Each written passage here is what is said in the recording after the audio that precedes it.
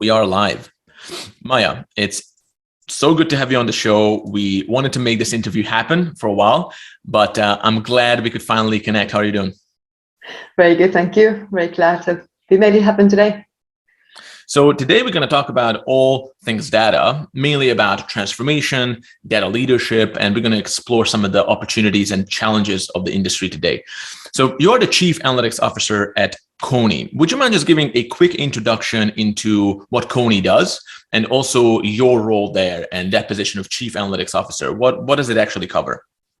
Yeah, so KONE is one of the global leaders in the elevator and escalator industry. So basically we make equipment that enables people to move. So we enable the people flow and the flow of urban life to be as efficient as possible. And my role as the Chief Analytics Officer is basically help the company become more data-driven, so create value from the data that we get from our equipment, our processes within the company. Fantastic. Yeah. So your role there, it's a C-level role, but I see that you've been in all kinds of positions over the years. How did you get into data analytics to begin with? Yes, I studied actually applied mathematics and strategy. So at the time already, that was in kind of early 2000, combining the mathematics and utilizing data and then also kind of business and the strategy. And I remember at the time that I was dreaming of being able to help companies kind of optimize and utilize data to really become more efficient. But at the time, of course, it was mainly kind of companies utilizing Excel and that kind of stuff. After my studies, I went on to management consulting. So then was working a lot on kind of costing stuff, so utilizing data to do like activity-based costing and helping companies to become more efficient in managing costs. And then I moved on after the management consulting. I moved on to also consulting, but more analytics-based consulting. So at the time, I was living in London, and that was kind of early kind of 2013 when more and more companies were then looking at digital transformation and kind of how do we better utilize the data that we have. At the time, there was still a lot about kind of convincing companies to move from Excel to some other tools, and kind of maybe the big data was becoming more trendy. So I was then in the consulting helping companies to kind of think about the digital transformation.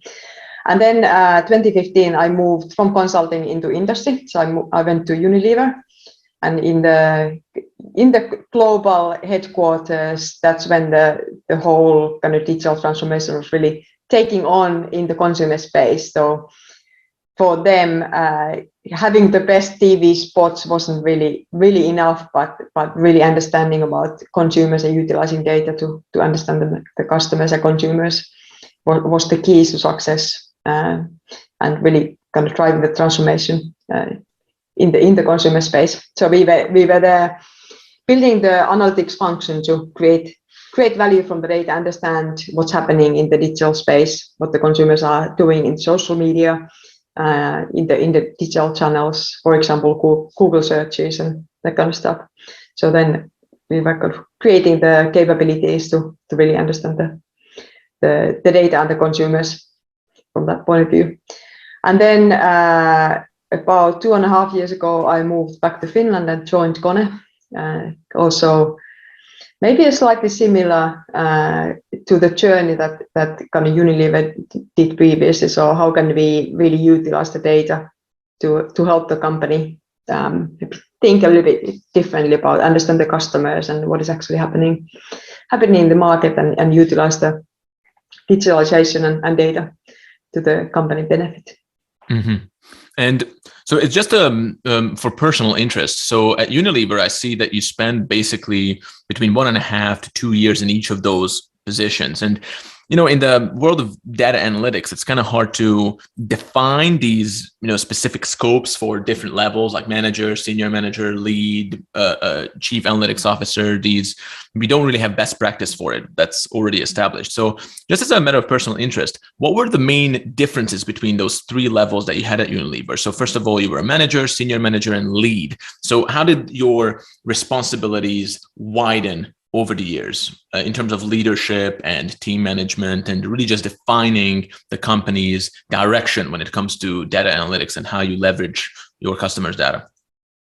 Yeah, I guess the function grew over the time as well. So maybe in the beginning it was a smaller team, so we were kind of building the understanding about the market, the market intelligence, working a lot with the external partners to bring in the data, and then growing the team size and really becoming a larger unit within Unilever. So I guess the remit grew as the importance of the team grew as well. And I think similar now at KONE as well, that it's kind of a bit like building a startup within the company. So you start selling the ideas that actually this is really something that the company should be investing in, and then you start growing the team and getting more people, and then kind of widening the remit within the company. I guess probably people in this area are having similar roles, that you kind of have to sell your idea, and then you sell the idea that actually we need this bigger role, and actually it needs to be a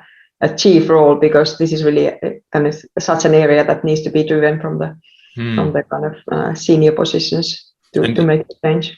And you mentioned before that, back in the day, you were screaming to kind of convince companies to leverage their data to make better decisions. Now, I guess that you don't really have to scream anymore, because we're trending data analytics. Everyone is talking about it. And look at all the business research for senior company leaders. Data analytics is top priority, if not number one, which is great, right? But let's explore the challenges a little bit, because despite of you guys enjoying the wave of interest and excitement around data, I know that there are just so many challenges that you have to deal with. So first of all, during your career, what were the main challenges that you had to overcome so that now you can be in your current position as the chief analytics officer at a major B2B company? Yeah, maybe one challenge that was previously, and maybe still is a little bit, is like the data is seen as a techie topic. So it's like something that IT does or the technology function does. And it's like, the business doesn't need to care about this. So it's something scary because, once you mention data, people think there's something technology or mathematics, and we don't really understand that. I think it's becoming more mainstream. So there's more kind of examples of kind of, easy to understand. Maybe it's data storytelling, and the topic of this podcast as well, but making it more approachable for people. I think there's still a little bit of that kind of also relating to organizational structures. If your data organization is within IT, it's often seen as something that IT does and the business doesn't need to care about. So I think that's one challenge, that in order to really create value from the data, it has to be owned by the business. It has to start from the business questions, that what are the problems or challenges that we are really trying to solve from the business point of view, and then tying that end to end, so that we have the business people and the technology people and the data people working together to create the value.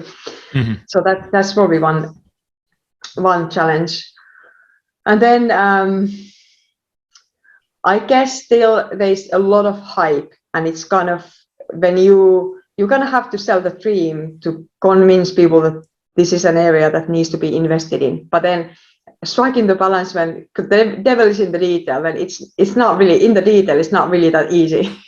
so it's like you have to sell the dream, but then also manage the expectation that people don't expect you to change the whole organization like this, and then everything will be easy. So it's a balance of kind of convincing the investment and selling the dream, whilst then also making sure that we can somehow deliver against the expectations and make sure that we are being successful. So this is such a cool point that you made here. So you need to sell the dream, obviously, so people buy into it, but at the same time, you need to manage expectations. And then before you mentioned that a huge problem is that data is being seen as this techie topic. So there's a perception problem there, right, that you need to gap. So maybe an interesting question would be that because you had a lot of different perspectives now at consumer goods, now at a large B2B company, different levels, manager, being a head of a function, now being in a C-level position. What do you think is the ideal way for a data analytics leader to be perceived in the company? So your function, what kind of role do you think data analytics should play, and how should the business perceive it so we can aim the right way? Yeah, it's tricky. It's also related to the leadership. Sometimes I think these people are feel like unicorns. That you have to understand the technology. Of course, you need to understand what the technology enables, but then you also need to be able to see, understand what is important for the business. So the technology and the business perspectives. You have to be quite strategic to think about strategically, what is the vision, what is the mission, what are we actually trying to do on the high level, but then also be able to execute to actually create value. So the strategy and execution part. You have to be quite innovative. So bring the out of the box thinking, things from a new point of view, but then also marry that with the traditional. If you try to change too many things or too drastically, then you don't get the rest of the organization with you. So you have to innovate, but then also think from the traditional point of view. And then I think in order to drive the change, you have to be quite confident and not stumble on when there are blockers or people who want to change, but then also be humble enough to bring people with you. Mm-hmm. And then I guess in any change, it's communication is key. So you have to be able to communicate the big vision, but then also empower the teams to then drive the execution. Mm-hmm. So I think lots of things that are maybe traditionally not found in single purpose person, or it's quite difficult to find all these traits that are needed in order to be successful. And I guess that's why I think there's a research that the CDO tenures, it seems to be quite sure that there's a lot of expectation, but then marrying that and having all of these traits, it is quite a challenging position.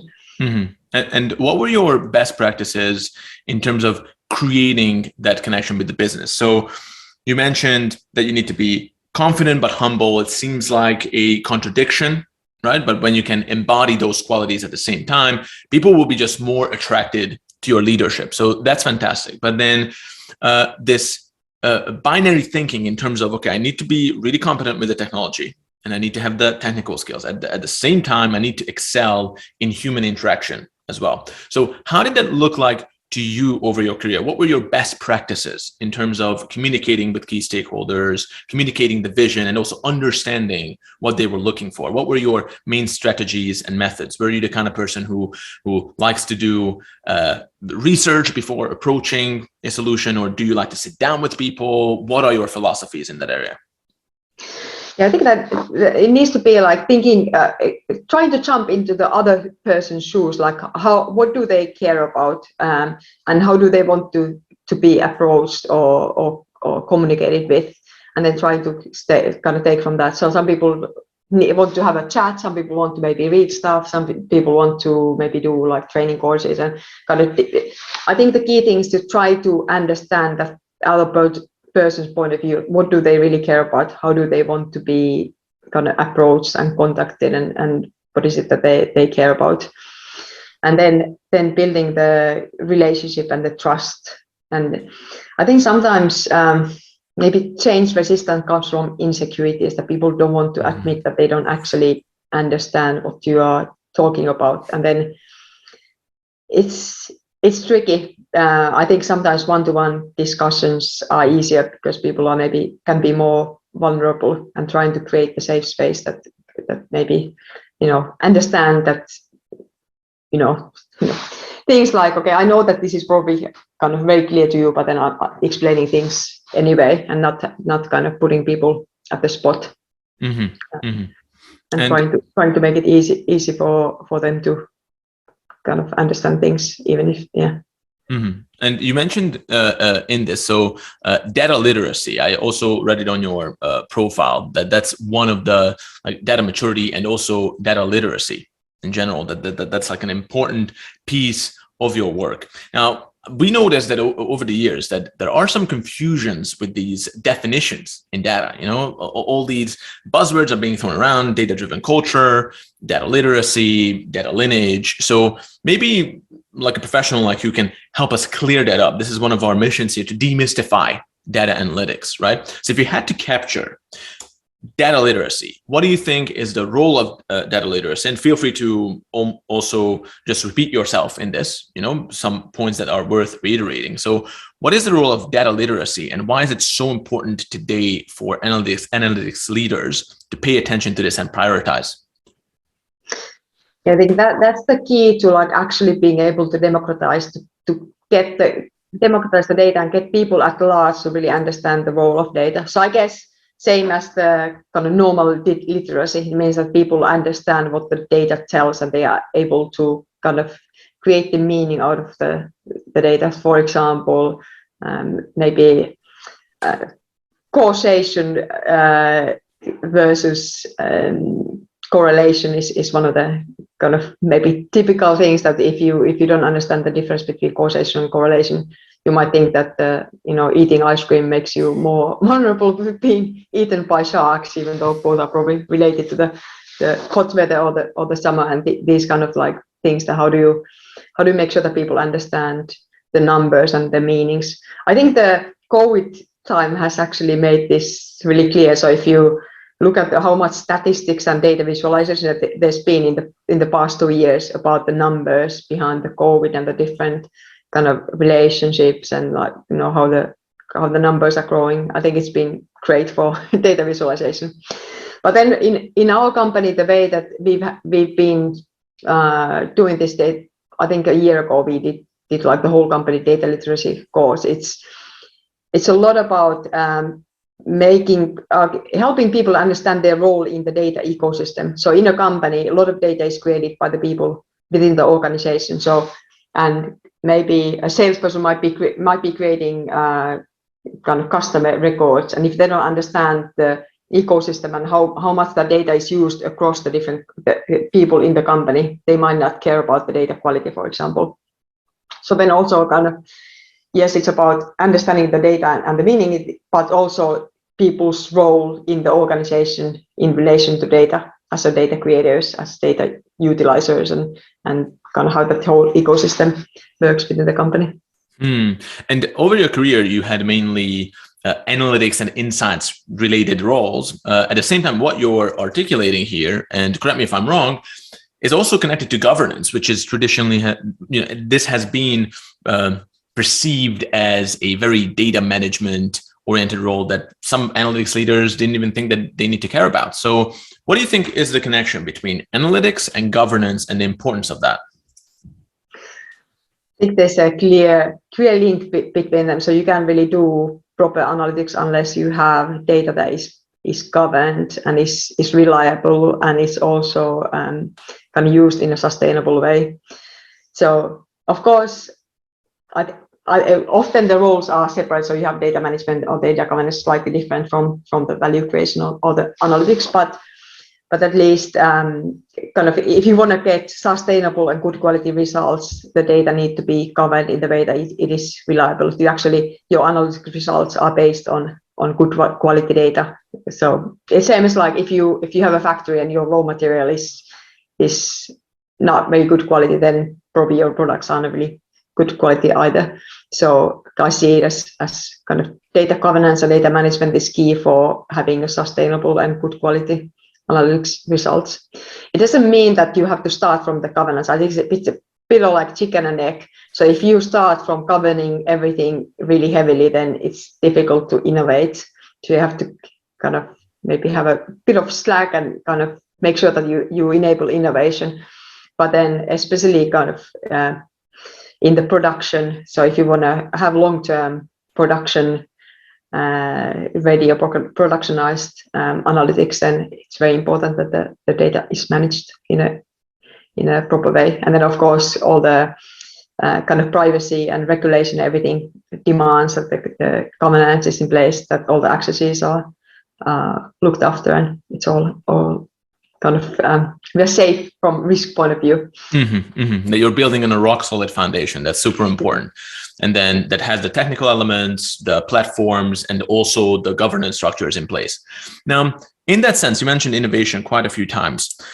So what is the role of a data analytics leader in innovation in the company? And then for you, especially at KONE now, because you've been there for a while, almost 3 years, have you given any thought to the kind of story that you've been telling to KONE at large about the role of data analytics, the role of analytics in the life of KONE, right? How important do you think that was to gain that buy-in from senior management and get people engaged and motivated with becoming actually more analytics driven? Yeah, definitely. In the beginning, there was a lot of actually probably the first year and a half, there was a lot of kind of selling of the importance of the data. And then a bit more than a year ago, we launched our new strategy. And then as part of the new strategy, the analytics data really became a strategic topic for the company. So definitely this, I think, is still continuing selling the role of the analytics. And I think it's also evolving. Then there's different things. So there's, on the one hand, there's the kind of innovation in terms of the kind of product innovation, so R&D type of things, where we, for example, do the predictive maintenance offering and offering kind of various data-based services and products. And then there's the whole kind of process-based innovation. So how do we rethink our processes to become more data-driven, not just kind of like have the processes as they are and then put some data into the process, but really rethink how should we operate and how do we utilize data to make the processes also more intelligent. So I think it's a continuous journey. So we made some leeway, but I think we are still continuing to kind of, progress the message. And I think also the story is changing. As we learn, we also kind of have to think about, okay, is the story still valid? Do we need to kind of rethink what the story really is and what is the most important thing for our company at this stage, and how do we go forward? And then so you have the business, and then you have the analytics function. You also mentioned that you almost like to, it's almost like having a startup within the company, right? At the same time, you want to be an organic part of the enterprise at large. So in that, as you're leading your team and kind of marshaling the troops, what did you find over the years to be the keys for effective team management? Or maybe I could also ask you this question: what were your main challenges in terms of leading the function and managing the team the right way, and maybe even enabling them to interact with the business in a healthy and productive and fruitful way? What were the key skills that you needed to cultivate in your team? Yeah, I think it's like our company is like 111 years old. I think it's 112 years old this year. So there's a lot of tradition, a lot of kind of like traditional ways of doing things, and then bringing in a new unit that wants to be agile and kind of like startup like. Of course, there's a lot of things that need to be kind of challenged, and finding the balance of like what are the traditional ways of working that are kind of working still really well, and where do we put some agility and a kind of agile ways of working into that, and how do we marry these two? And I think we are still learning about that. So I think having the kind of leadership discussions and having maybe backup from the leaders that we can do things in a new way and in a different way. And I think that in our case, the whole company is really kind of thinking about the kind of agile, lean and agile way of working, and how do we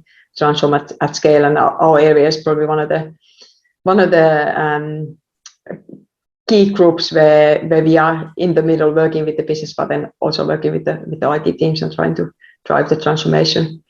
So I guess because key thing is to kind of like have a bit of the license to do things differently, and then kind of trialing and also trying to have the learning culture and learn fast and then do things differently if it doesn't work. Absolutely. And then just a few words on culture. Again, this is something that has been thrown around a lot, and usually it comes up whenever you have a conversation with a senior data analytics leader. The phrase culture pops up. Now, in terms of culture, what does data-driven culture mean to you, and what were your keys for cultivating that over the years? Yeah, I think it's linked to the empowerment of the team. That it's not about who has the longest experience or knows things from the past. That is kind of the most powerful, but it's the kind of anybody with the information or the data can have the power. So really empowering the people who have the knowledge to then also make the decisions. So I think it's like turning that a little bit around. Maybe traditionally it's like people who have the experience, have the knowledge, have the data, and they would be the people who should be making the decisions, but then turning that around and empowering the teams to have the data. And then also I think maybe thinking a bit outside of the box, that not relying on what we know from the past, but then being also curious about finding out new data points and how things actually work and the new phenomena. So I think the data-driven culture is very much linked to the kind of empowered teams and empowered people, and maybe turning a bit the traditional hierarchies around.